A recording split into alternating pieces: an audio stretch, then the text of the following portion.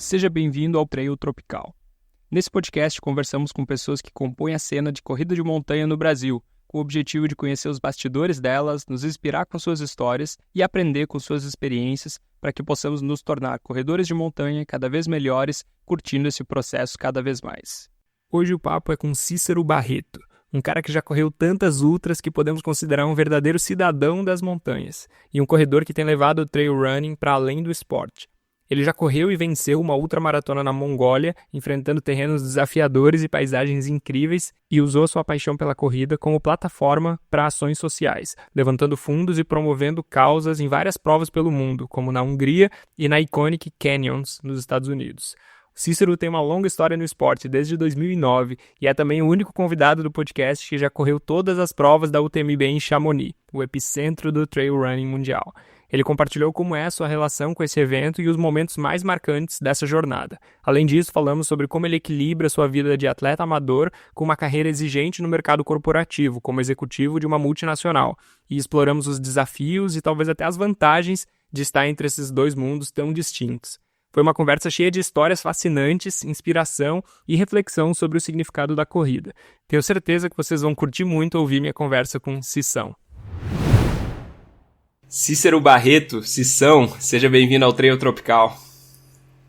Obrigado, Natan. Um prazer, uma honra falar contigo e para todos os seus ouvintes. Cara, eu queria começar esse nosso papo aí ouvindo sobre a tua ultramaratona que tu correu lá na Mongólia, que é uma prova aí que provavelmente, eu acho que nenhum dos meus convidados até agora teve essa oportunidade de correr essa prova aí, é uma prova num lugar bem esquisito pra gente, né, aqui do Brasil, bem distante, e aí tu foi lá, inclusive venceu essa prova, né, essa ultramaratona lá na Mongólia. Conta pra gente aí de onde que veio a ideia de correr essa prova e como que foi essa experiência correndo por lá.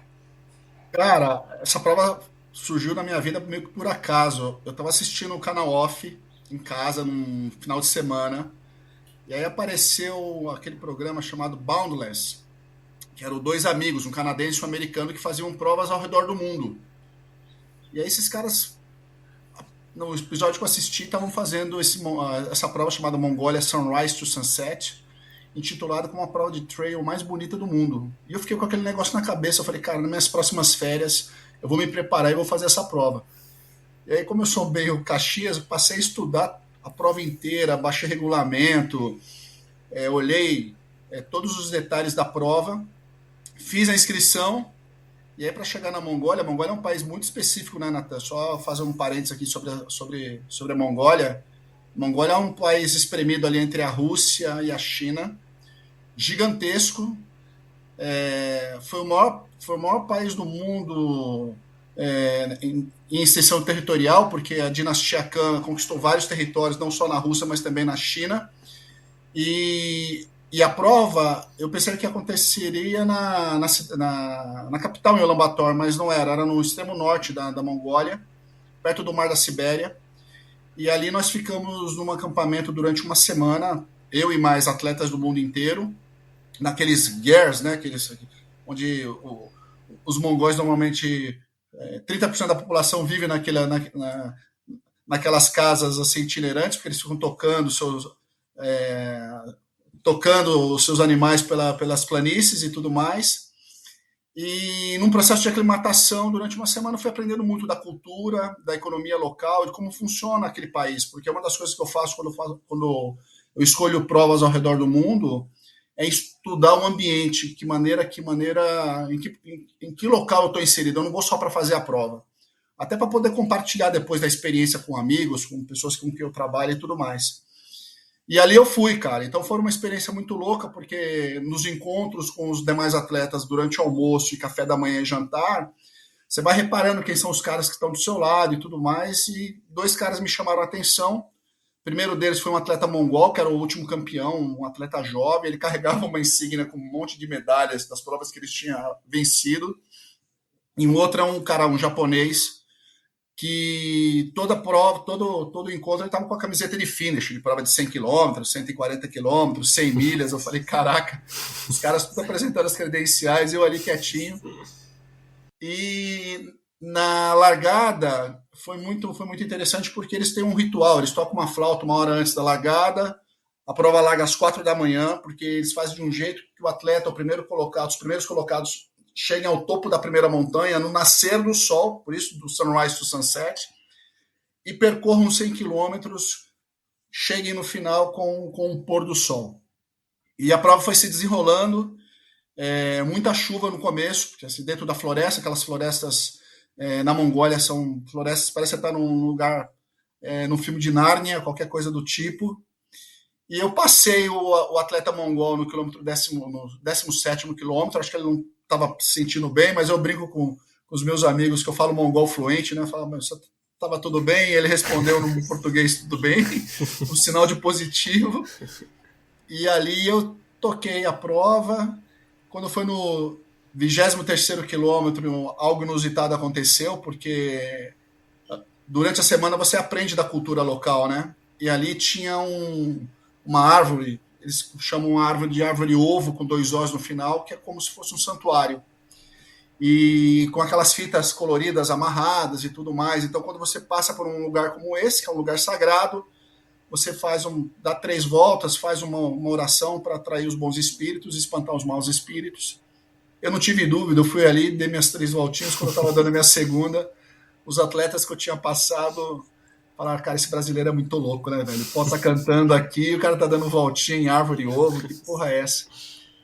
Só sei que eu voltei para a prova, eu achei que o cara ia fazer a mesma coisa, não fez, passou direto. Mas aí acho que os deuses da montanha pegaram e foram lá e falaram, cara, vocês não obedeceram aqui à cultura local, vocês vão ficar para trás. Eu passei os caras de novo. E aí no quilômetro 66, eu no single track, já meio cansado, achei que tinha visto um vulto para um lado, um vulto para o outro. Era um atleta japonês, que era aquele cara que tinha encontrado ali no café da manhã, no jantar. E eu também falo japonês fluente, perguntei para ele no sinal positivo se ele estava bem. Ele disse que sim, também estava. Passei o cara e assumi a primeira posição. E ali em diante, Nathan, foi uma briga, né?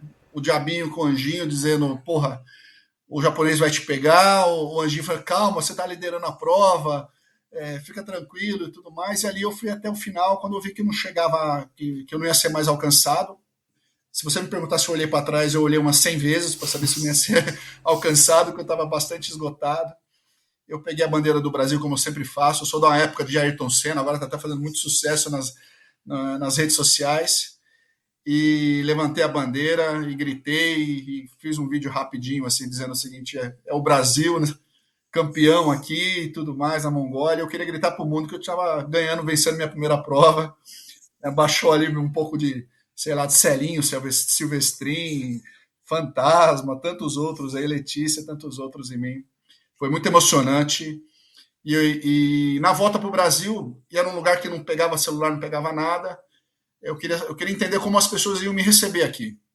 E o mais legal de todas as homenagens que eu tive, tanto do mundo corporativo, quanto de familiares e amigos, foram das copeiras do trabalho, que foram lá na 25 de março, que é um lugar aqui em São Paulo, um lugar onde vende um monte de itens populares, e compraram uma camisa do Brasil e escreveram, Cissão, você é nosso herói. Então esse negócio, essas coisas me marcam, sabe? Porque te colocam num prumo assim, que você acaba virando herói anônimo para muita gente, como eu tive os meus, né? Ainda tenho os meus, referências, e você acaba incentivando os outros a serem melhores assim no seu dia a dia ou a praticar esporte, coisas do gênero. Pô, que legal. Deve ter sido uma experiência muito diferente mesmo, né? Porque a gente que tá no esporte aí de maneira amadora, assim, a gente não pensa muitas vezes em tá vencendo, né? Ali pódio geral, às vezes é um negócio que fica um pouco distante, né? E, pô, ir pra um lugar distante e ainda conseguir esse resultado aí deve ter sido uma experiência, assim, né? Sem palavras, realmente. Foi demais, cara, foi demais. É emocionante, porque você volta no tempo. E o mais legal é que eu fiquei 1 ano com a minha foto, né, com a bandeira do Brasil, tirada por um fotógrafo da National Geographic para a região, na homepage do site da prova. Falei, foi campeão. Pô, que massa.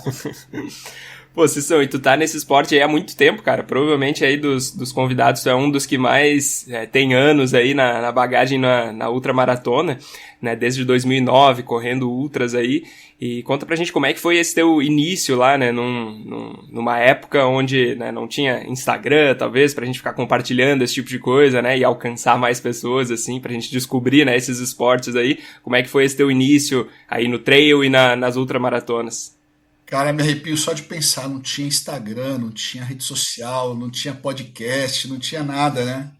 E a minha primeira prova veio de um convite do meu líder, que é meu líder até hoje, o André. Eu já tinha feito 4 maratonas de rua, e aí o cara me convidou para fazer uma ultramaratona que muito queridinha dos brasileiros aqui, né? É o Cruce de los Andes. Na época chamava Cruce de los Andes, em 2009, cara, já se vai um bom tempo, né? E aí nós partimos para o Cruce de los Andes. Imagina, 2 executivos indo, a firma inteira sabendo que 2 executivos iriam para a prova. A gente treinou meses e meses a fio. E quando chegou lá, Natan, em São Martín de los Andes, a gente sai do ônibus, sai da van para fazer a largada, 0 grau, cara, 1 grau, um frio que doía o osso, velho. E aí nós largamos, tudo ia bem, até que no 15º quilômetro, meu joelhão começou a travar, não tinha experiência nenhuma. Você fica com aquela sensação que é o joelho, mas depois você imagina, você descobre que é a banda iliotibial, você é um especialista, sabe como é que funciona isso. A falta de musculatura para poder aguentar a sobrecarga do volume de corrida.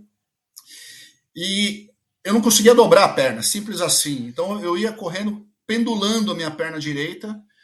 E aí foi muito legal porque o meu líder lá, o André, meu parceiro de prova, foi muito tranquilo. Ele teve uma experiência, teve muita resiliência para entender o que eu estava passando e foi me dando só mensagens positivas. O primeiro dia foi um caos, eu senti muita dor, foi uma noite muito sofrida para mim, porque e na época não é como hoje, que todo mundo, você chega no acampamento, as barracas todas montadas, um menu com vários itens para você se alimentar, beber, ducha, caramba, não tinha nada, você tinha que montar a sua barraca, desmontar a sua barraca, levar tudo que você tinha que consumir.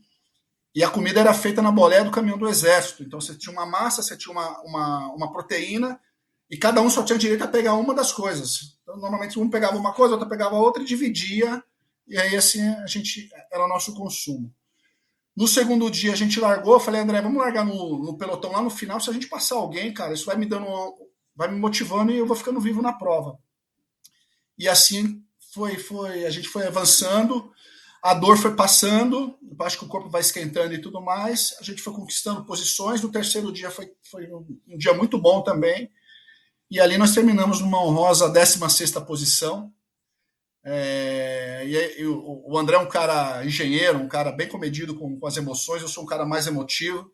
Ele viu o tamanho de esforço que eu tinha feito, esticou o braço, me deu assim, parabéns, tal, não sei o quê. E eu cheguei e falei, parabéns o cacete, vem aqui me dar um abraço, pô, chorando pra caramba, emocionado.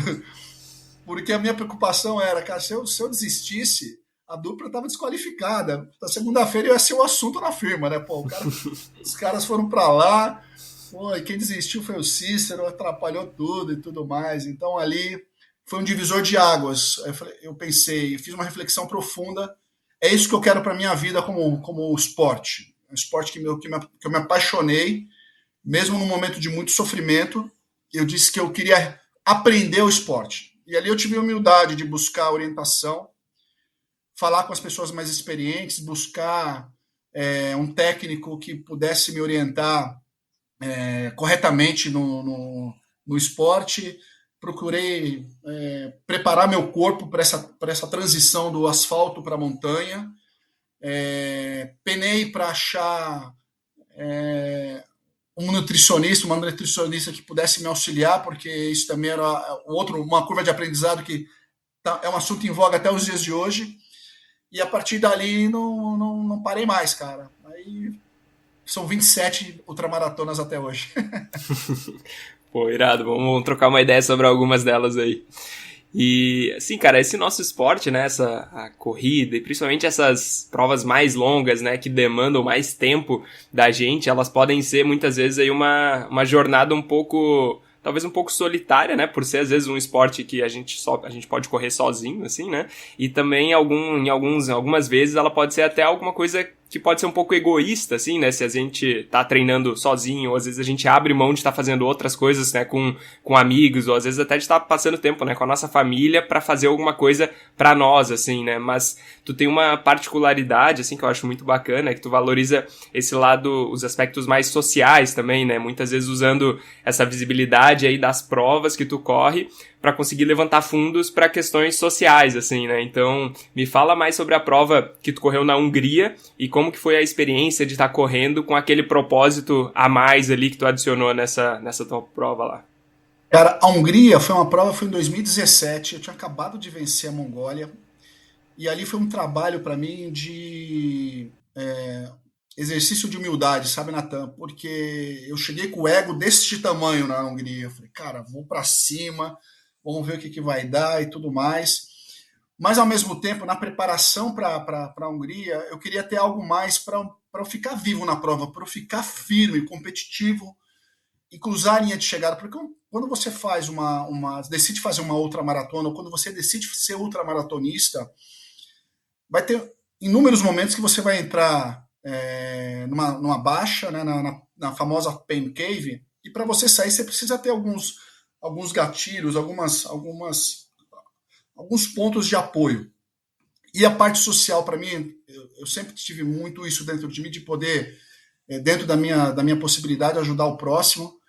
E o esporte eu acho um vetor muito, muito poderoso para ajudar, sabe? Fazer com que as coisas aconteçam. Eu sempre fico com aquela visão romântica.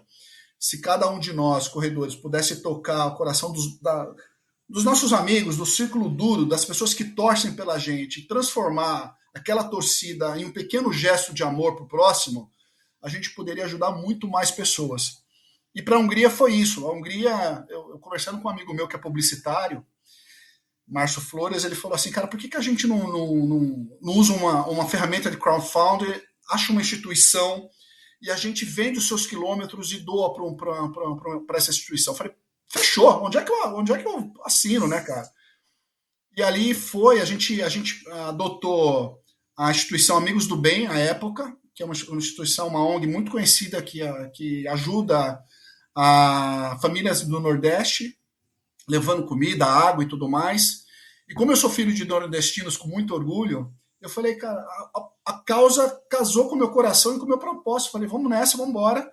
Em menos de 24 horas, Natan, só acionando os meus amigos, e os amigos acionaram os amigos, fechou ali a venda dos 114 quilômetros da prova. Essa prova fica na cidade dos poetas, em Szentendre, na Hungria.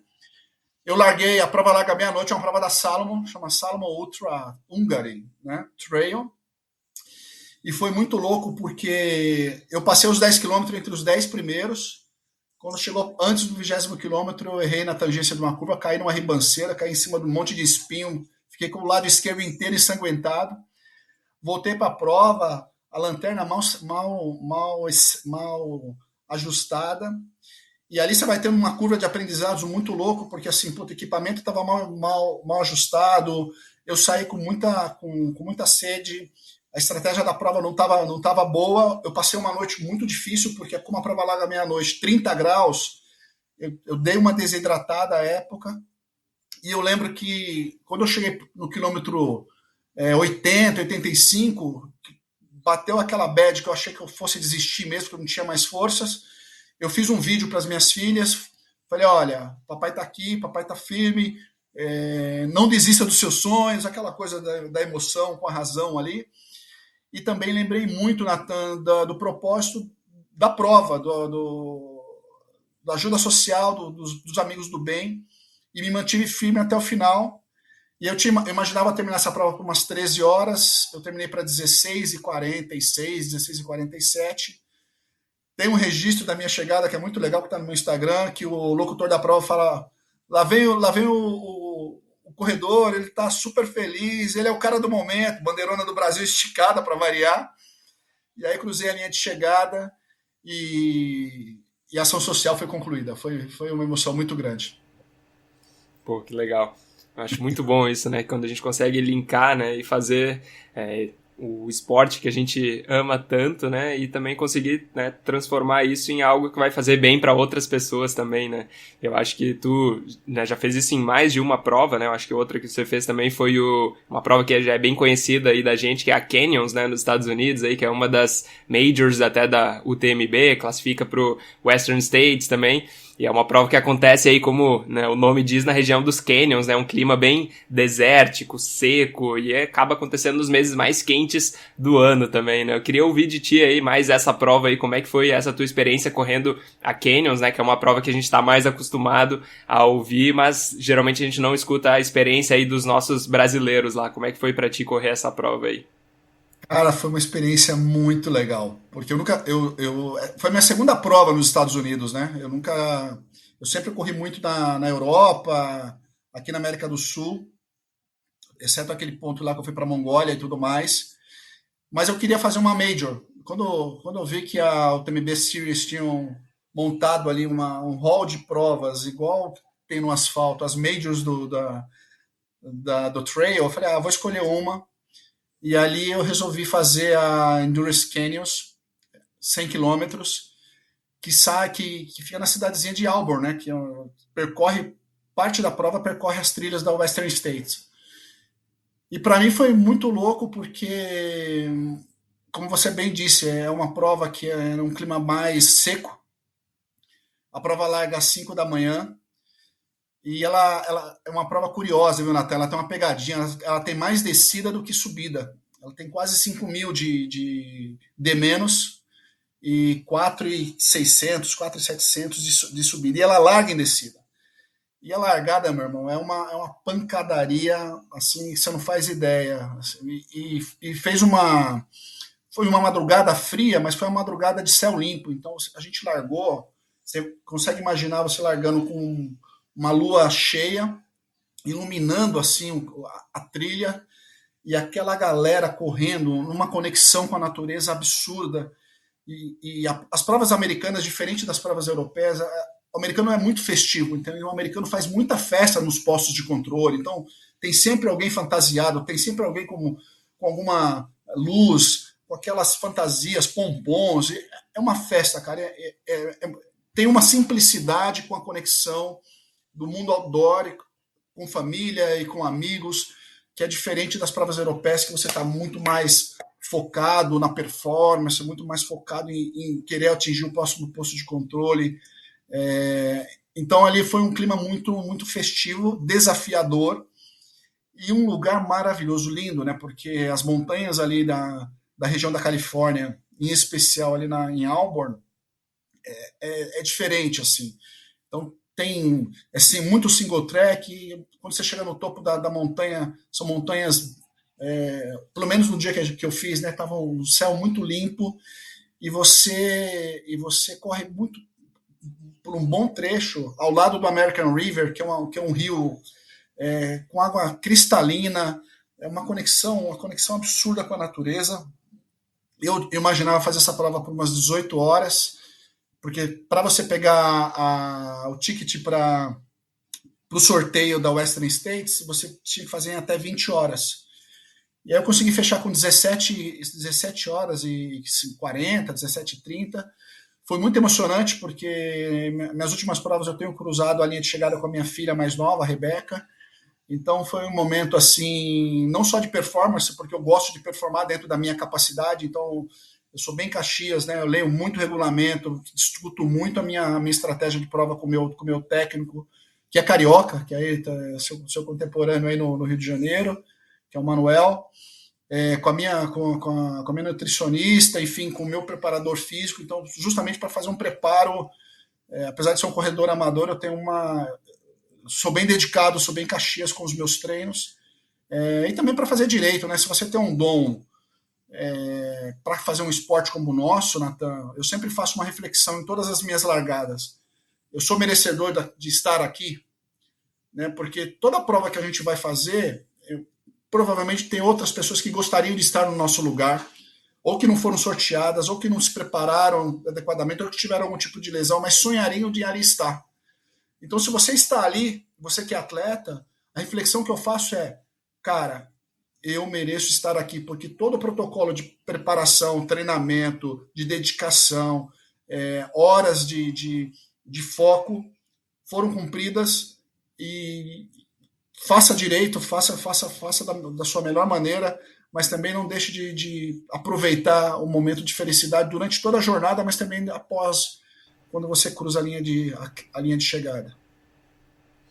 Pô, que legal, muito, muito bom assim, essa reflexão. Eu acho que a corrida nos permite, né, a gente conseguir olhar para dentro, né, da gente em alguns aspectos, né. Eu acho que às vezes a fraqueza que a gente sente, né, a nossa vulnerabilidade, né, do nosso corpo ali que fica tão evidente, né, na corrida, é uma oportunidade da gente conseguir refletir sobre, né, aspectos da nossa vida, né, como um todo, assim, né. Eu acho que essa experiência que tu tem e a maneira, né, com que tu aproveita isso, assim, é muito válido, assim, né. Eu acho que é uma oportunidade que a gente não pode deixar escorrer, assim, né, quando a gente tá lá naqueles momentos sentindo a fragilidade do nosso corpo e a gente refletir sobre a nossa fragilidade, né, como seres humanos, e isso nos coloca para conseguir estar vivendo a vida, né, de uma maneira mais cheia de propósito, né. Eu acho que é uma experiência muito boa, assim, né.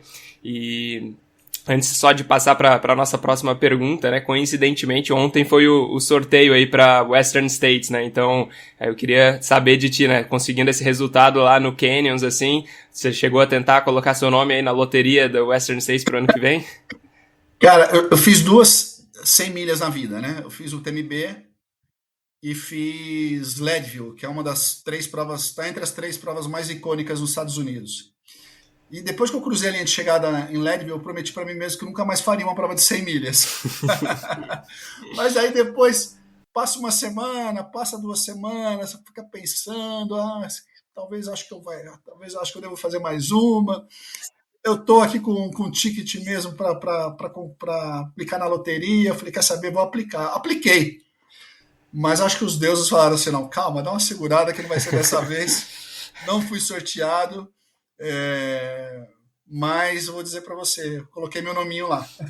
Boa, show. Não, a maioria das pessoas também demora, né, pra ser sorteado, e tem gente que tá há 6, 7, 8 anos aí tentando Pois é. e não é sorteado, assim, mas quem sabe aí daqui a pouco teu nome é pego lá. E, cara, qual que é o significado que a corrida tem pra ti hoje, Cícero? Por que tu continua correndo, assim, né? Tu trouxe agora essa reflexão que tu fez aí depois das 100 milhas do Leadville, né? Que falou que não iria correr de novo, assim, mas a corrida, ela tem uma força, né? Um magnetismo que às vezes acaba atraindo, né? A gente de volta, assim. E qual que é o significado pra ti, assim, pessoalmente, que a corrida tem hoje? Então, a corrida para mim é um vetor extremamente importante. Ela me mantém saudável, ela me mantém vivo, tem um fator preponderante assim na minha vida porque ela faz com que eu tenha uma programação de vida extremamente correta, limpa, e eu consigo conectar todos os meus amigos, os meus colegas de trabalho, minha família, ao redor da minha pessoa, eu estando muito bem fisicamente e mentalmente. Então a corrida tem esse objetivo, tem essa conexão de você poder ficar saudável.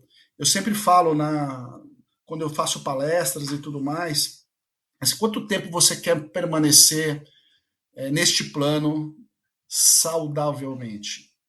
E a corrida, se você estiver bem orientado, se você estiver com um propósito muito claro do que você espera extrair dela, faz com que você consiga ter esse equilíbrio, sabe? Então, assim, você consegue fazer tudo de uma maneira equilibrada. Você não tem grandes exageros. Então, assim, eu não deixo de sair, eu não deixo de ver meus amigos, eu não deixo de trabalhar muito, eu não deixo de treinar, porque eu tenho um vetor da corrida que sempre está te colocando ali as outras esferas da minha vida de maneira equilibrada. Então, isso para mim, a corrida é. Eu tenho um amigo meu chamado o Thiago, ele diz o seguinte, e eu concordo muito com ele: se alguém oferecesse para mim, tá aqui 10 milhões de dólares, só que você nunca mais vai poder correr, eu ia dizer pro cara, não, muito obrigado, fica com seus 10 milhões de dólares, eu vou continuar correndo até onde eu puder. Porque eu tenho um bucket list na minha vida, né, e um item que está nesse bucket list, minha lista de desejos antes de morrer, é continuar correndo até os meus últimos dias. E é isso que eu faço, mantendo minha mente sã, meu corpo são, para fazer com que eu esteja sempre bem. Aconteceu de novo. Você passou meses se preparando fisicamente para uma prova, treinando seus músculos para aguentar as subidas e descidas do percurso, praticando as técnicas de descida, fazendo treino de força na academia e no meio da prova você quebrou por não estar consumindo as calorias e os nutrientes que deveria. Hoje a gente sabe que a maior causa que faz as pessoas quebrarem uma prova de corrida tem relação com a ingestão calórica. Isso seria o equivalente a você ter uma Ferrari e não conseguir andar com ela porque não colocou combustível. Por isso eu tenho o prazer de apresentar o nosso parceiro Feedzone. A Feedzone é uma loja incrível que tem tudo o que você precisa para melhorar a performance nos treinos e nas competições. Eles são especialistas em nutrição esportiva e têm uma seleção gigantesca de produtos, desde géis, barras energéticas das melhores marcas do mercado. Eu só uso o site deles para adquirir os meus produtos e uma das coisas mais legais é que você pode montar seu próprio kit personalizado, combinando diferentes suplementos, sabores e até marcas e pegando exatamente o que funciona melhor para você. Eles têm marcas inclusive que são bem difíceis de encontrar aqui no Brasil e sempre tem uma novidade bacana para testar. Então se você quiser levar sua nutrição e recuperação para o próximo nível, dá uma olhada na Feedzone. É só acessar feedzone.com.br e conferir tudo que eles têm para oferecer. E se quiser 10% de desconto em todos os produtos do site, use o código TRAILTROPICAL10. O código é TRAILTROPICAL10 para 10% de desconto em todo o site. E como que é pra ti, assim, manejar essa rotina, né? Porque além dos treinamentos, né? A gente sabe que os treinamentos para correr ultramaratonas, né? Quando vai chegando nas semanas de mais volume, acaba ocupando aí bastante tempo do nosso dia, né? E tu tem uma rotina, uma carreira aí no mercado corporativo bem ocupada também, né? Como executivo aí de uma grande empresa. Então, como que é pra ti conciliar essas duas vidas aí? E talvez quais são os desafios ou as vantagens, né? Que tu vê em ter um pé em cada mundo aí? A linha é muito tênue entre o mundo corporativo e o mundo executivo, né? Tem aprendizados de todos os lados. Então, acho que se eu estou bem na corrida, isso é muito fruto do que eu aprendi no mundo corporativo, sobre planejamento, sobre resiliência, sobre tomada de decisão, sobre boa execução das atividades que precisam ser feitas no mundo da corrida para ter uma boa execução. E do contrário é igual. Então, uma das coisas que eu procuro fazer sempre é a boa gestão do meu tempo. Então, se o meu dia tem ali 12, 14 horas de atividades, eu preciso encaixar os meus treinos de maneira com que eu não perca performance na parte executiva também. Então, eu acordo muito cedo. Eu moro mais afastado de São Paulo, que eu procurei não ficar dentro da cidade grande. Então, para não ficar refém do trânsito, eu vou muito cedo para São Paulo, faço os meus treinos em São Paulo. Ao invés de ficar 1h30 no trânsito, fico 1h30 treinando, 2 horas treinando. Então, a dor da grande cidade eu uso ao meu favor. E aí, aos finais de semana, normalmente eu vou para os meus longões, aí pego o carro, 40 minutos, 30 minutinhos, eu já tenho alguns picos aqui perto de casa, onde eu posso estar treinando em trilha, posso estar treinando em trilha técnica, rodada, depende muito do que está no meu ciclo de treino. Então, eu sou um cara que não durmo tarde, então eu sou um cara que durmo cedo para poder ter uma boa noite de sono. Então, a vida encaixa. Então, faz com que eu consiga cumprir aí com as minhas obrigações e os meus objetivos particulares há tanto tempo, de maneira bem, bem legal. E tu consegue pontuar, tu acha que a corrida te ajuda mais no teu trabalho ou o contrário, assim, os aprendizados talvez do teu trabalho ajudam mais na tua rotina e nas tuas execuções aí de provas? Se tivesse que escolher um, o que tu diria aí? Eu vou dizer que a corrida me mantém muito, mas muito competitiva no mundo do trabalho, cara. Porque quando eu não corro, ou quando é off, assim, eu já fico meio, né, tenso, assim. Às vezes a galera lá no trabalho pergunta assim: chefe, você não correu hoje? Tô meio que mordendo a batente da porta, manja. A corrida mantém muitas decisões, eu reflito até para compartilhar com o meu time, com a minha equipe, no momento que eu estou correndo. Objetivos novos acabam surgindo no momento que eu estou correndo, porque se tem uma coisa que nós ultramaratonistas temos, é tempo para pensar quando você está treinando, vamos combinar, né? São as decisões que você faz durante a prova, mas nos treinos você pensa, você pode pensar na família, você pode pensar no trabalho, nos objetivos e tudo mais, nas dores que você está enfrentando, nos desafios. Então dá para você organizar bem a agenda, ao passo que se você estivesse dentro de casa, olhando uma televisão, ou sem fazer uma outra atividade que não te permita refletir, simplesmente você estaria sendo passageiro da agonia, porque você não está fazendo nada, de certa forma, em benefício próprio. Isso é muito legal, né? Eu paro pra pensar às vezes, assim, né? É que a gente tá tão imerso, né, na nossa bolha da corrida, que às vezes a gente não sabe como que as outras pessoas que não correm vivem, né? Às vezes eu fico pensando assim, cara, como que alguém que não corre tem tempo pra, por exemplo, né, pensar em coisas e tomar decisões, assim, porque a pessoa, tipo, para sentado na cadeira, fica olhando pra parede e fica pensando, assim, né? Tipo, pra gente é um negócio tão intuitivo, né? Pô, tô precisando fazer alguma coisa, pensar nisso, organizar meus pensamentos.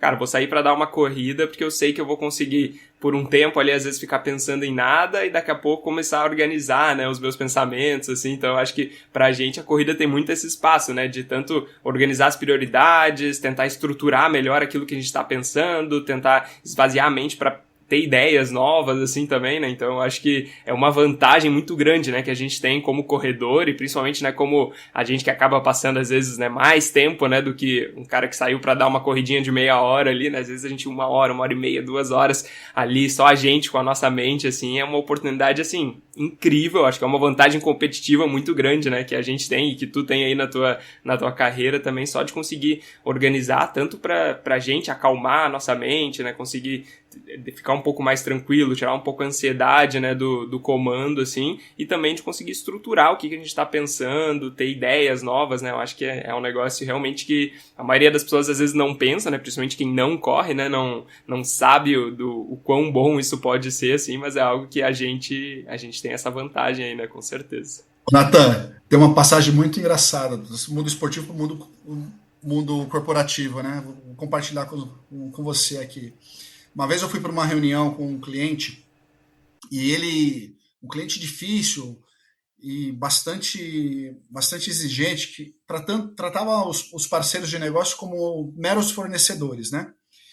E aí, contando rapidinho, ele marcou uma reunião às 11 da manhã comigo, ele demorou 40 minutos para me atender. Estava quase no meu limite de deixar um cartão, faz muito tempo isso, e marcar uma outra oportunidade. Ele me colocou numa sala super pequena, de costa para uma porta e um relógio gigantesco na minha frente. E aí ele entrou, uma época que eu ainda usava gravata, começou a discussão de negociação, rodada 1, rodada 2, rodada 3, a negociação foi rolando, invadiu a hora do almoço, e ele usando de estratégias para me cansar, saiu da sala algumas vezes, não serviu um cafezinho, não serviu uma água, e ali a discussão foi rolando. O final da reunião, a gente terminou quase 3h20 da tarde, ele estava com a gravata no meio do peito, a minha gravata estava impecável, aí eu saí dali, depois eu fiquei até amigo do cara, né? Chegamos renovamos a parceria dentro do que eu imaginava que a minha empresa podia a proposta que a minha empresa propôs. Ficamos amigos e dali eu fiz a seguinte reflexão, cara, a ultramaratona me deu uma capacidade de resiliência, de paz no caos, de você, no momento que você tem poucos recursos, tá com sede, tá com fome, tá querendo ir no banheiro e tudo mais, você se permanecer pleno. Então, muitas vezes, numa ultramaratona, você vai de um posto de controle para outro, que tem lá, sei lá, 10K, mas vai demorar 3 horas para você fazer aquele 10K, porque você tem um nível técnico tão absurdo, mau tempo, e às vezes você está com pouco recurso, você tem que fazer gestão de pouco recurso, você tem que ter a resiliência do ultramaratonista, né? Quem nos ouve sabe do que eu estou falando. No momento que você está numa pain cave, que você fala assim, cara, calma, tudo vai se encaixar. Ali na frente as coisas vão melhorar, você está passando por um momento de baixa agora, mas se mantém com a mente forte, que você é capaz de passar por esse momento difícil. Então essas conexões do mundo corporativo para o mundo esportivo é muito próximo de você, a vivência é muito próxima. Então é muito legal, então te mantém assim muito, pelo menos no meu caso, né, que vivo esses dois mundos, assim, a linha é muito tênue. Pô, com certeza. E me lembrou agora da última conversa que eu tive, no último podcast aí que a gente lançou, foi com o Iasa, né? O Iasa Aldir, aqui do Rio de Janeiro. E ele, pô, também uma lenda aqui, né, do nosso esporte, aí tá há muito tempo já correndo. E uma das coisas que ele falou que me chamou muita atenção foi quando eu perguntei pra ele sobre como que ele fazia para sair desses momentos, né, de baixa de uma prova, assim, e uma coisa que ele falou foi sobre organizar as prioridades. Eu acho que isso é muito legal, porque é um convite a gente conseguir racionalizar, né, o que está acontecendo naquele momento, porque muitas vezes quando a gente está naquele momento de baixa, a gente está se sentindo mal e a gente acha que a gente nunca vai sair daquele momento, né, e aí fica difícil da gente conseguir pensar, às vezes, o que está nos deixando naquele momento, quais são os passos, talvez, que a gente poderia fazer para tentar sair daquilo, assim, e aí ele falou sobre organizar as prioridades, né, beleza, não, eu tô me sentindo disso aqui, mas tá, por quê, talvez, e aí eu vou conseguir, talvez porque eu não tô conseguindo, a última hora eu não botei nada pra dentro. Não, então vou tentar conseguir, né, vou colocar um gel ou uma batata, igual ele falou, uma batata Ruffles lá no PC, assim, pô, então eu vou conseguir isso aqui. Daí vai organizando as prioridades e essa organização, assim, vai nos ajudando a conseguir sair daqueles momentos, assim, né? Mas eu acho que pra gente só consegue organizar as prioridades quando a gente consegue ser um pouco racional, né? E pensar naquele momento, não deixar aquilo que a gente tá sentindo, as nossas emoções tomarem conta, né? Do nosso cérebro ali e dominarem tudo. E aí a gente consegue organizar as prioridades e começar a sair daquilo, né? Então acho que é bem isso aí que a gente tá falando, assim, né? O Iasa é um grande amigo. Foi com o Iasa que eu aprendi a subir. E eu lembro que tive uma passagem com o Inhasa no comentário que ele fez da prova dos primeiros 80K que ele fez em Ilhabela. A gente jantou junto, eu tava com a camiseta do TMB e ele veio perguntar para mim, cara, você foi pro TMB? Me conta como é que é lá, me fala dos detalhes e tudo mais. Então, duas passagens assim interessantes com o Iasa. Iasa é uma referência, ganhou muitas vezes o Cruce, o Cruce, é um querido também. Cara, e falando já de UTMB aí, tu é o nosso convidado que certamente correu mais provas da UTMB em Chamonix, né? Até onde eu sei, você já correu todas as provas, né? Todas as distâncias que acontecem, né, por lá. E me fala aí sobre essa tua relação aí, o que te faz ficar voltando lá pra Chamonix e talvez os destaques aí, igual o Yasa pediu nos detalhes aí dessa experiência por lá. Natan, você falou bem, né? Eu sou de uma época que não tinha rede social. Você não conseguia tangibilizar, ver ali na palma da mão o que é o lugar que você vai correr, onde você vai correr. Então, a minha primeira incursão no TMB foi logo em 2010. Foi minha segunda prova. Eu apliquei para o CCC e fui sorteado. Eu sempre tive muita sorte com sorteio, exceto a de ontem do Western State, mas na época eu fui sorteado e ali eu fui para a Meca das ultramaratonas, né? A gente sabe muito bem que o desejo de 10 entre 11 ultramaratonista é vivenciar a experiência em Chamonix. E para mim, o processo de chegar até lá sempre foi muito imaginatório, sempre foi na minha imaginação, conversando com os poucos atletas que lá já tinham ido, né? E eu fantasiei muito, Natan, assim, cara, como é que será correr naquelas montanhas? Como é que vai ser correr da Itália para a França? Porque eu fui sorteado para o CCC. E eu lembro bem que quando eu cheguei em Chamonix, eu fiquei muito tocado pelas belezas, por uma cidade que respira esporte, por uma cidade que o tempo inteiro você está vendo alguém praticando alguma modalidade. E eu lembro bem que durante a semana, céu de brigadeiro, céu azul, estrelar, lindo, maravilhoso. Falei, cara, vai ser legal, vai ser uma jornada linda. No dia da prova, tempestade, chuva torrencial. Foi o ano que todas as provas tiveram suas distâncias diminuídas, exceto o CCC. o UTMB virou 100K, o Kylian não quis correr, o Kylian tinha sido o último campeão, o Kylian foi para uma outra prova que acho que ele fez pela primeira vez, eu não lembro qual foi, não sei se foi Serra de Sinai, uma outra prova que ele foi. Nesse ano, quem ganhou foi o François Dan, e eu lembro que eu larguei, e vários aprendizados, né? Chuva, chuva, chuva, chuva, chuva, chuva, chuva, noite inteira, dia inteiro. Eu fui até o quilômetro 83, faltavam 17K para acabar, eu tinha 17 horas de prova, e a organização parou a prova. E eu lembro que eu fiz uma selfie com uma máquina digital, foi a minha primeira selfie. E tem minha foto com um rosto de desapontado, mas sempre vendo um lado romântico da história. Tendo performance, mas com um lado romântico. Falei assim, cara, os deuses da montanha não me quiseram, não queriam que esse filho de cearense cruzasse a linha de chegada nesse momento.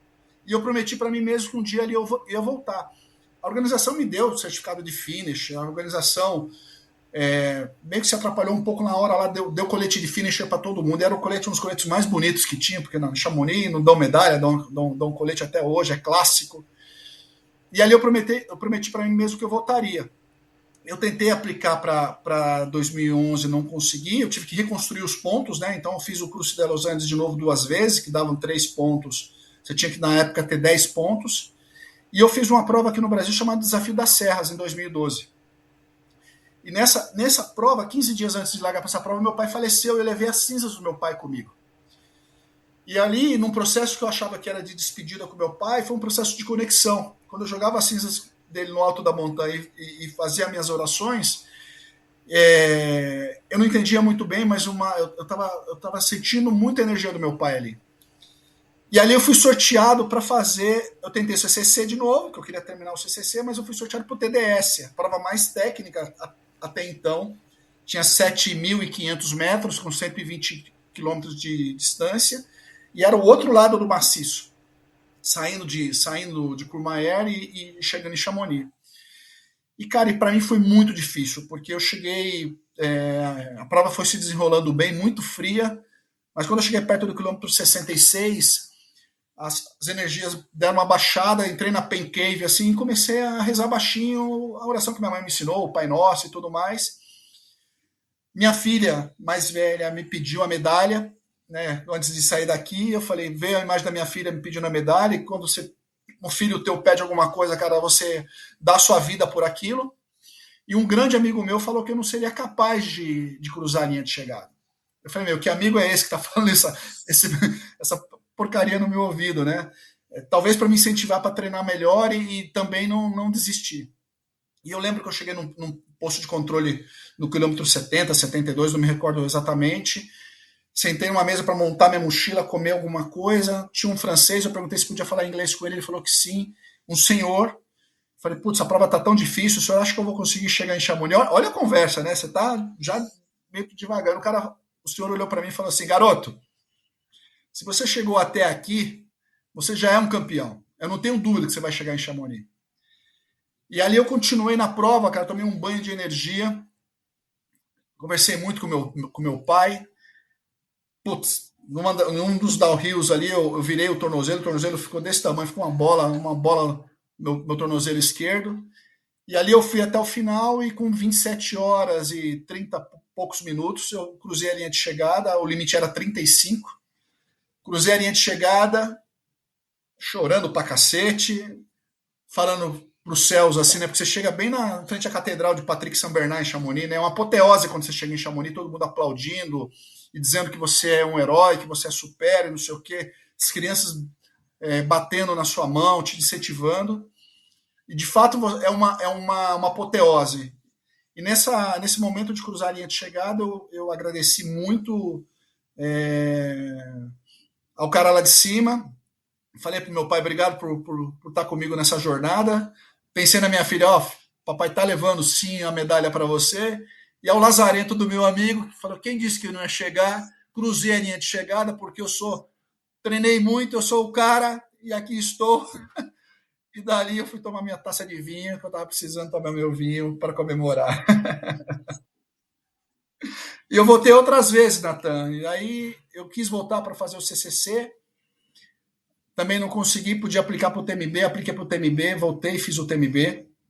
Aliás, eu fiz o OCC antes, que é uma prova muito, muito legal, mais curtinha, de 53 quilômetros, 3.000. Esse ano que eu fui foi o ano que o Jair Virgílio chegou na minha frente, ele fez, eu não vou lembrar agora o tempo que ele fez, eu lembro que eu fiz um tempo muito bom e o Hernani foi top 10 geral, então foi um ano muito, muito feliz para os brasileiros. Em 2019 eu fui fazer o TMB. O TMB foi uma jornada incrível. Realização também de um sonho, dar a volta no maciço inteiro é muito legal. Não é fácil, é desafiador. Eu lembro que eu fiz, como preparação para essa prova, eu tinha feito a La Mission. A La Mission me deu muita base para poder fazer o TMB, por menos, porque eu vou te dizer de cátedra, assim, a primeira parte da volta do maciço se assemelha muito aos 80K da La Mission.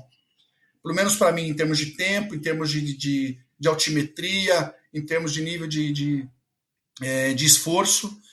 E eu lembro que eu fiz essa primeira parte quase que no cronômetro do tempo que eu tinha feito a La Mission em 2018. E como eu já conhecia a outra parte, que era a parte do CCC, né, que era os 100K finais, eu falei, aqui eu estou em casa, eu sei como é que funciona o negócio. E ali eu fui. No finalzinho, eu errei a entrada da trilha, eu rodei 4 quilômetros a mais. Voltei pro jogo, feliz também, tá tudo certo. Cruzei a linha de chegada ao som de Ave Maria, né? Poucas vezes tocou Ave Maria de Schubert na chegada, na linha de chegada. Na minha chegada foi uma delas, uma das vezes que tocou. Foi muito emocionante, estava com uma equipe de apoio maravilhosa, só formada por ultramaratonistas, brasileiros, portugueses, então foi uma festa muito grande. Choveu, fez frio, fez tempo lindo, dá tempo de acontecer tudo quando você faz um TMB. E em 2022 eu voltei para fazer o CCC, Natan.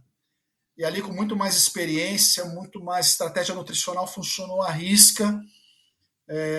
Fiz abaixo de 20 horas, foi um super tempo. E óbvio, né, Natan, você sabe muito bem, você está se formando como ultramaratonista também, que eu te acompanho, você está indo para o teu 50K e tudo mais. Cada prova você carrega uma história muito profunda. Então, todas essas provas que eu fiz, essas 27 provas, eu carrego uma história muito grande em cada uma delas. Dá para fazer um podcast com cada uma delas. E o CCC foi uma delas. Eu tinha uma história para finalizar no CCC. Eu tinha feito em 2010, não tinha terminado porque a organização não me deixou. Por segurança dos atletas. Não fiquei bravo naquela época, fiquei frustrado, é diferente.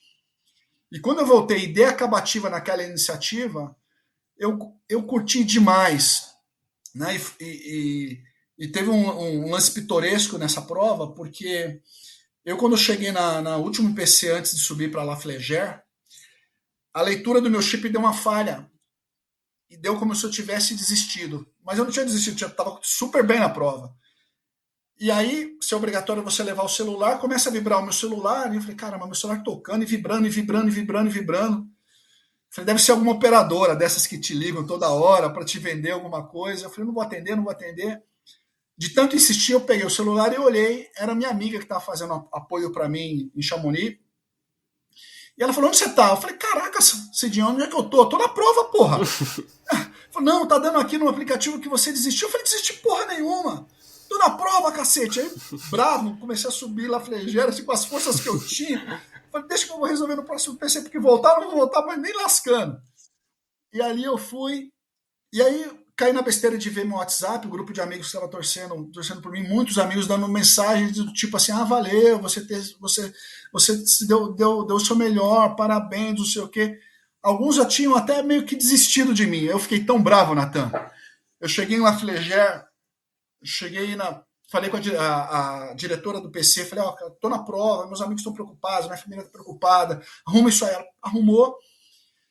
Eu desci para Chamonix, cara, eu não sei, baixou. Quem sou eu para dizer isso, né? Não tem nem lugar de fala, mas meio que baixou um Killer Hornet em mim, assim. Desci, despenquei. Assim, eu falei, se eu cair aqui, eu vou morrer. Porque uma queda com tamanho horas de exposição, e você no seu limite, acima do seu limite, vai dar ruim. E aí quando eu cheguei na apoteótica, né, metros antes da linha de chegada, meu time de apoio estava lá, e eu falei assim, quem disse que eu ia desistir? Quem falou que o filho do seu Raimundo e da Dona Maria ia desistir? Ia desistir não, meu irmão. Eu tô aqui, tô vivo, tô feliz. Cadê minha taça de vinho? Aí cruzei a linha de chegada, peguei meu colete, chorei pra cacete, foi sensacional.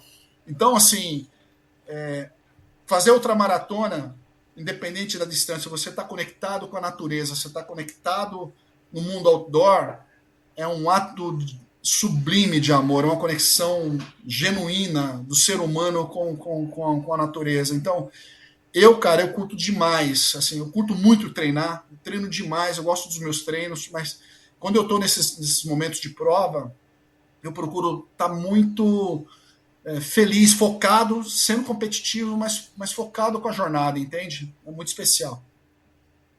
E é interessante, né, que às vezes esses contratempos aí que acabam acontecendo, às vezes tornam tudo mais importante, né, e dão mais significado até, né, talvez tudo isso que aconteceu ali desses contratempos aí te trouxeram às vezes de volta, te deram alguma energia ali que tu tava precisando no momento e vira uma história, assim, bem mais interessante, né, quando tem esses altos e baixos, assim, né. Sem dúvida. E tu consegue pensar em algum outro momento específico nessa tua jornada aí de tantos anos, né? Pô, desde 2009, aí 15 anos aí nesse nosso esporte, né? Provavelmente teve algum momento, talvez alguma lesão que tu precisou enfrentar, seja alguma outra adversidade em alguma prova que foi alguma pedra aí no teu caminho, assim, nesses anos aí. Talvez o que tu aprendeu com essa experiência, né? Que às vezes na hora parece algo negativo, mas que se a gente consegue tirar algo daquilo, às vezes se torna algo válido mesmo, né? Esse nosso esporte é um banho de aprendizado todos os dias, Nathan. Todos os dias. Tem 3 momentos que eu nunca esqueço, assim. O primeiro foi na Monster Trail, os 101 quilômetros. Estive lá, foi uma prova desafiadora. E eu corri com um tênis, eu tinha um tênis que eu adorava. Eu tinha um Salomon que caía no meu pé assim, eu vestia meu pé como uma lua. Só que ele tinha um furinho assim, bem pequenininho, que eu falei, cara, beleza, não vai pegar nada. E eu lembro que num PC, na metade da prova, eu podia trocar o tênis. Então eu troquei um pelo outro. Era um tênis mais confortável e a segunda parte da prova ela é mais rodada. E ali eu fui. Cara, o buraco abriu e entrou um monte de pedra. E aquilo me atrapalhou, me encheu a paciência, me tirou da zona de conforto de tal forma que eu cruzei a linha de chegada. A primeira coisa que eu fiz depois de comemorar foi tirar o tênis e deixar ali do lado da lata de lixo na largada. Falei, nunca mais, voltei a pé pro onde eu estava hospedado. Então, essa foi uma questão de aprendizado de equipamento mesmo. Assim. Eu tive um técnico que me dizia o seguinte: ele falava assim, Cissão, equipamento você não deve economizar. E aí, um segundo momento de aprendizado foi item de segurança. Uma vez fui fazer um treino Marisa e Tagaré, já fiz muitas vezes essa travessia, e tava um céu de brigadeiro. E eu lembro que eu saí da pousada ali do final do Seu Maeda com um tempo claro, falei assim, cara, não vou levar a Norak, eu vou levar só um corta-ventozinho para não pesar, tudo bem. Tô fazendo a travessia, quando chega na parte final, Natão, o tempo vira, erro clássico, né? Assim, não tem o que dizer. Né? Quem me ouve mais experiente vai falar assim, cara, o Cissão cometeu uma gafe gigantesca, meu, que cabeção, né? Mas isso faz tempo, viu, galera? Mas serviu de aprendizado também. Choveu torrencialmente, assim, eu passei um perrenguezinho de frio, despenquei ali Itagaré, cheguei na pousada no Maeda, a primeira coisa que eu fui foi tomar um banho, tomar um café quente, pôr uma roupa quentinha, mas depois daquele dia nunca mais eu deixei de carregar minhas coisas e com uma margem de segurança, não só... Eu sempre carrego tudo, itens de segurança, tudo mais, mas a parte desse equipamento especial na época era uma Anorak que eu precisava ter e não tinha, e ali eu fui, por alguns momentos, fui passageiro da agonia. E muito importante também, de aprendizado é a parte nutricional. A parte nutricional é algo fundamental para qualquer pessoa que queira se tornar um ultramaratonista, conhecer seu corpo, ter um bom profissional perto de você que te conheça e que te passe ali plano de treino e plano de prova de maneira que você não sofra tanto, porque em algum momento você vai entrar na pain cave, né, numa zona de baixa, e você precisa ter seus gatilhos para poder sair o mais rápido possível.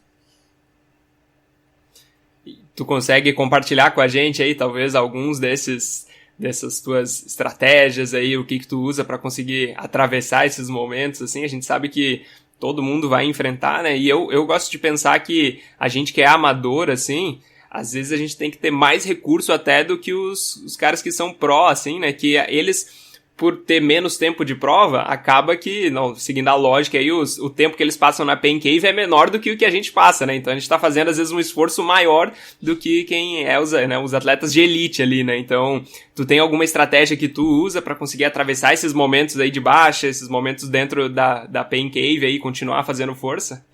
Eu faço assim, cara. Eu tenho um negócio muito louco. Acho que o aspecto social para mim é muito importante. Eu tenho usado ele muitas vezes. Então, por exemplo, quando eu fiz Leadville, eu tinha uma coisa comigo, né? Isso é uma coisa só minha. Eu não nem tracionei os meus amigos. Eu falei, cara, se eu for usar a linha de chegada aqui, eu vou fazer um trabalho forte junto a alguma ONG. É, isso é, isso é interno, né? Tem sempre aquela. É um trabalho introspectivo que eu faço. A outra parte é que eu mentalizo muito cada posto de controle. Então, se eu entrei numa pen cave, assim, muito pesada, eu falo, não, paz no caos, que você vai sair dessa, mira o próximo posto de controle, não mira a linha de chegada, porque isso aí pode te complicar a tua força mental para você poder sair dessa. Em Leadville foi assim. Em Leadville, porque o Leadville funciona assim, você corre entre 3.000 a 4.200, é a prova mais alta dos Estados Unidos. Né? Tanto é que eles falam que é Race Across America. Então, você sai de Leadville, faz um sistema bate-volta, passa por Hope Pass, que é 4.200, desce para Winfield e volta. Eu cheguei em Winfield com 15 horas e a prova tem um limite de 30 horas, ou seja, eu teria que negativar minha volta. Então, quando eu cheguei em Hope Pass de novo, eu olhei para o relógio, eu estava quase na minha linha de corte. Eu falei assim, eu vou cair atirando. Eu não vou morrer na praia. Eu despenquei sentido Twin Lakes. Quando eu cheguei em Twin Lakes, eu sentei para comer e eu tinha, sei lá, 5 minutos para comer, Natan. Eu lembro que eu peguei, pus uma colher de massa na boca, de macarrão, noodles, vomitei que nem criança. Eu nunca tinha vomitado numa prova. E vomitar para mim é o ó. Falei assim, cara, eu odeio vomitar. Só que eu tinha lido muito sobre a prova. Eu sou Caxias de planejamento, né? Você já tem que ir com todas as suas armaduras, todas as suas linhas de defesa mentalizadas. Quando eu vomitei e eu pensava que era o fim, eu falei assim, cara, eu já tinha lido aqui de um atleta, um ultramaratonista famoso, que ele tinha dito assim, abre aspas, o Leadville foi o lugar mais bonito que eu já vomitei na minha vida. Eu falei, opa, isso já aconteceu com alguém mais experiente do que você. Usa isso como ferramenta para se manter vivo. Falei, vamos embora, galera. Pá! Comi o que podia, vou pro próximo. E ali eu podia ter um pacer do meu lado. Então tinha um amigo canadense fez apoio para mim. Passei uma noite como passageiro da agonia, porque foi muito difícil, frio. Quando a gente chegou no último PC, antes de chegar em Leadville, Natal, estou resumindo bem a história. Esse meu amigo que tinha chegado poucos dias antes, eu já estava há uns 15 dias para me aclimatar por conta da altitude, falou para mim, Cissão, eu vou tomar um café. Aliás, vou tomar café não. Eu vou no banheiro fazer pipi, porque dos efeitos colaterais dá vontade de muito ir no banheiro. E eu falei para ele o seguinte, então, enquanto você vai fazer pipi, eu vou sentar aqui e vou tomar um cafezinho, eu tô com frio. Ele olhou para mim e olha como é que é o trabalho em equipe e olha como é que é o mental, né? Ele falou assim, cara, você quer ser finish dessa prova? Eu falei, lógico que eu quero ser finish dessa prova. Eu treinei 8 meses para essa prova. Ele falou assim, Cissão, você quer mesmo o seu buckle, a sua fivela? Aí, em bom português, eu falei assim: vai para aquele lugar, é óbvio que eu quero, porra. Eu treinei pra cacete pra essa prova. Ele falou assim: então tira a bunda da cadeira, cara, que você não tem tempo para ficar tomando café. Você tá no limite para terminar a prova. Natan, ali, eu reuni forças não sei da onde, acho que foi força de dentro, assim, que eu peguei, fiz o meu melhor pace na prova, durante os próximos 7 quilômetros. Ele demorou a vir me pegar, ele olhou assim para mim e falou assim: uau, nice pace, Cicero. Eu falei: vai se ferrar, né? Não enche meu saco. E ali eu fui até o final da prova, bem difícil. Essa prova largaram 857 pessoas.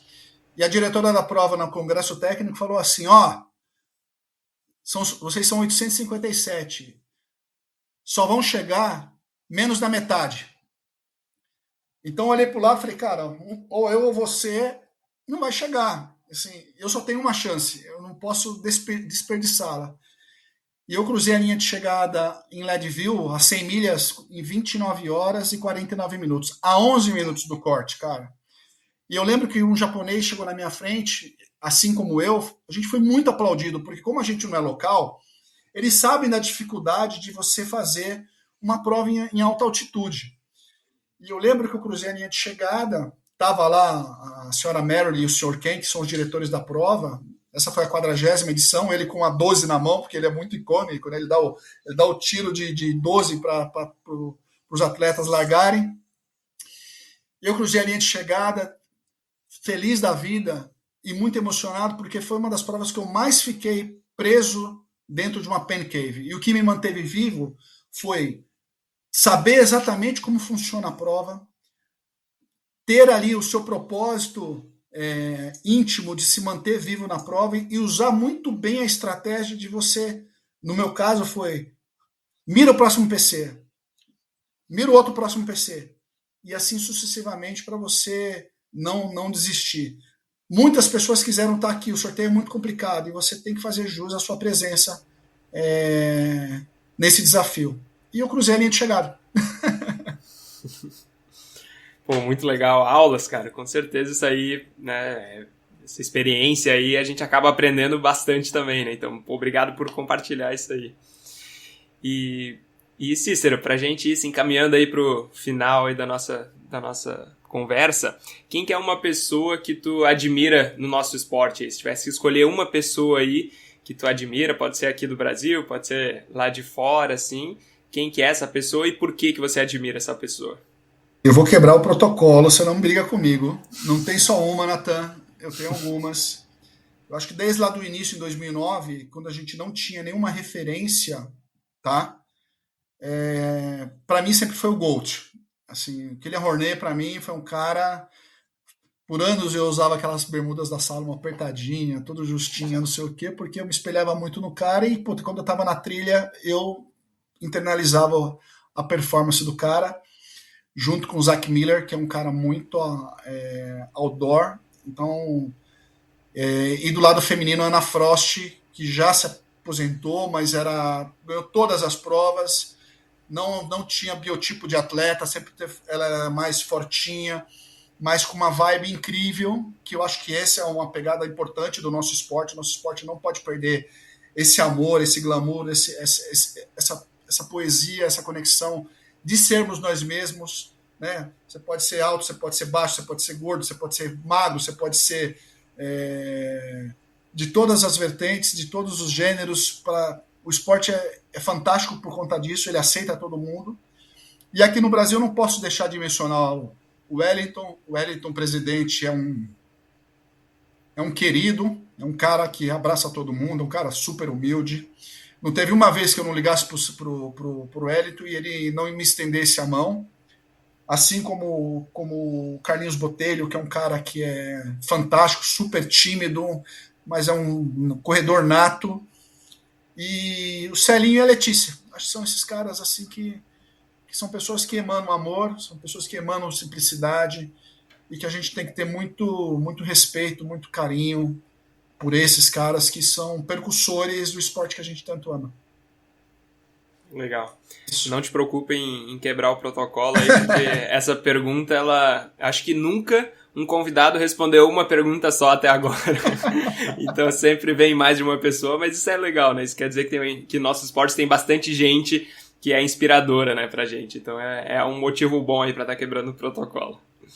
E, Cícero, quais são os planos aí pro próximo ano, 2025? Onde que a gente pode te encontrar correndo aí alguma prova? Quais são os planos que tu tem aí pra esse ano? Eu tenho que fazer uma prova de uma outra distância no primeiro semestre, para eu cumprir aí com a minha programação, até para encaixar com a programação de trabalho e tudo mais. Então ainda não defini, acho que pela primeira vez ainda não tenho uma prova definida para o primeiro semestre, eu ainda estou muito em dúvida, muito por conta de buscar um propósito. Eu não quero correr só por correr, sabe? Porque definitivamente não é só correr, eu preciso ter um propósito muito genuíno para me preparar, me deslocar e curtir toda a prova, todo o processo. Eu não quero entrar naquela noia de vou correr aqui, vou correr acolá e tudo mais. E para o segundo semestre, eu vou voltar para La Mission. Eu tenho um carinho da La Mission, nunca falei isso, né?